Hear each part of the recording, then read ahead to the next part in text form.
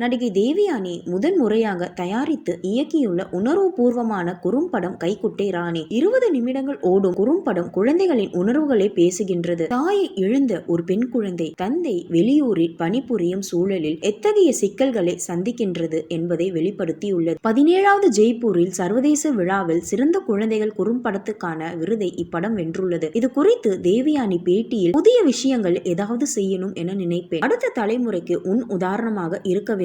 இளையராஜாவிடம் appointment வாங்கி படம் பார்த்துட்டு பிடித்திருந்தால் இசையமைத்து தருமாறு கேட்டேன். அடுத்த 10 நிமிஷத்தில் கம்போசிங்க்கு உட்கார்ந்துட்டாரு. 3 நாளில் எல்லாமே ரெடி பண்ணி தந்துட்டாரு. அப்பா அம்மா எனக்கு எல்லாமே கொடுத்திருக்காங்க. அவங்களுக்கு தெரியாமல் கல்யாணம் செய்து கொண்டதுதான் அவர்களின் மனதை காயப்படுத்தி இருக்கு. அதுக்கப்புறம் என்ன மன்னிச்சுட்டாங்க. அம்மாவிற்கு நிறைய புடவைகள் வாங்கி தந்திருக்கிறேன் என்றெல்லாம் நெகிழ்ந்து பேசியிருக்காங்க. ஒருத்தவங்களுடைய லைஃப்ல தாய் இழந்தா அது மிகப்பெரிய இழப்புங்க. கவலைப்படாதீங்க. லைஃப்ல கடவுளே ஒரு நல்ல தாயாக உங்களுக்கு